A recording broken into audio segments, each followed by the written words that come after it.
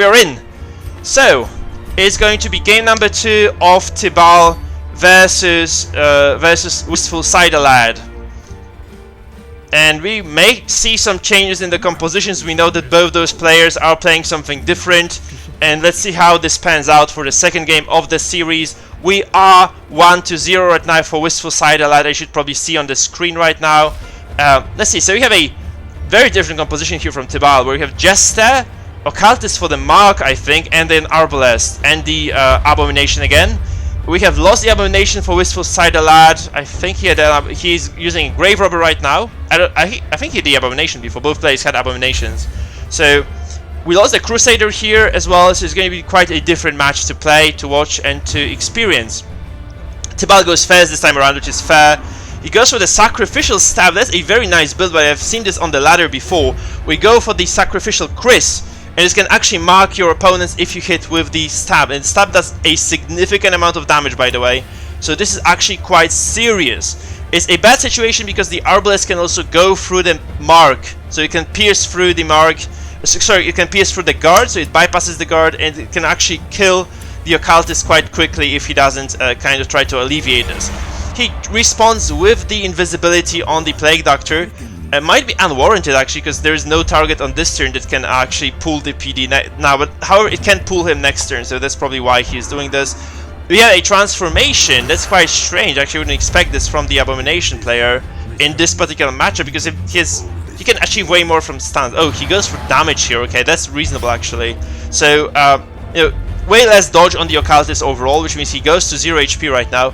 And this is a kill that the Arbalest can pick up with the Sniper Shot, which does way more damage to the targets who are actually marked. So it can actually go, it has way more chance to execute this way. Okay, we have the PD here. He's considering healing, as you can see, guys. So we are going for a heal here so that the Occultist stays alive. I think he may have actually just healed with the Occultist straight away. This would have probably allowed him to stay alive. We can still get the execute. This can be a finale. Is it going to be the finale? Yes, it is. So not only does not only does the Cider Lad waste his turn with the Occultist, and then yeah, this is over. I think this is he's really fucked right now. He messed up. He knows this. He should have just done the stress damage to the backline of Tibal. He is in so much trouble right now. After the very first turn, he loses a character, and it's something that's very difficult to come back from. Really, this is absolutely brutal, guys. This is absolutely brutal. We get the stealth removal as well. He is in so much trouble. As a very good opener from Tibal. That's very, very smart from him. He just plays this very well from the get-go. I think this is going to be very, very much trouble for Cider Lad in game number 2. Where he got super lucky in game number 1, he is getting demolished here in game number 2 by focused mark, focused damage. And this stab build is actually excellent to catch your opponent off guard. So it's something very different being applied right now. It works. It works beautifully, guys. It works absolutely beautifully. So we have a lot of trouble here for Wistful Cider Lad. He decides to play it out still because he does have a chance to win this. Obviously, this Orienting Blast goes through. The Occultist dodges. If 15 dodge. He dodges that. This is absolutely magnificent. This is high accuracy attack that just gets, you know, denied very, very easily by Cider Lad here. And we have so much trouble now for him actually. He might not actually make it through. With this PD, he might just die this turn. We might have actually... I think he could have played this better. He could have gone for the Abomination damage first, and then for the shot. So because at Death's Door, this crossbow does, Sniper Shot has a bonus chance to execute because of the mark, right? So this is something that he didn't pay attention to, I think. He could have played this a bit cleaner because Abomination has a chance to do a lot of damage here. So this wasn't exactly used. So yeah, we have a huge disadvantage for Cider Lad here. I think he's just gonna lose this straight up because of what's happening here. We have the Dirk Stab, maybe a death blow as well. No. The Dirk Stab has 10% more chance to inflict the death blow, by the way, which is quite interesting of a mechanic to use if you are trying to execute your opponents for a Death's Door, indeed. We have the guard here on the Plague Doctor, but this is something that can be bypassed by the Arbalest because she has this crossbow that does bypass the guard. So she might still be able to execute this quite easily. In fact, we can also slam if he were in the front position.